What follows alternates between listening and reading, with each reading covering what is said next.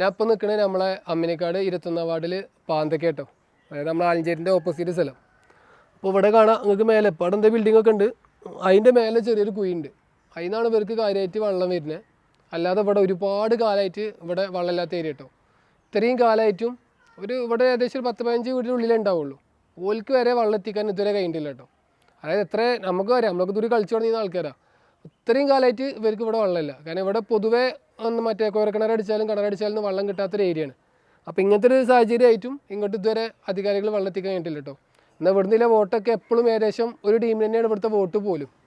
അത് ആ വോട്ടിൻ്റെ സമയത്ത് അല്ലെങ്കിൽ ലാസ്റ്റ് ആകുമ്പോൾ 4 വണ്ടിയിൽ കുടിവെള്ളം അടിക്കല്ലാതെ ഇവിടെ ഒരു കണ്ടിന്യൂസ് ആയിട്ട് ഇവിടെ വെള്ളം എത്തിക്കാനുള്ള പരിപാടി വളരെ എപ്പോഴും ശോകാവസ്ഥ കേട്ടോ. അതായത് കുറച്ച് അപ്പുറം ശരിക്കും പാടൊക്കെ ഉണ്ട്, അവിടെ നിന്നൊക്കെ ശരിക്കും ചെയ്യുകയാണെങ്കിലൊക്കെ ഈ ഏരിയ ഒക്കെ ശരിക്കും ഈ ഒരു 10-15 വീടിൻ്റെ ഏരിയയിലും ഇവർക്കൊക്കെ ഈസി ആയിട്ട് ക്ലിയർ ചെയ്യാൻ കഴിയും. പക്ഷെ അതുവരെ ചെയ്തു കൊടുത്തിട്ടില്ല.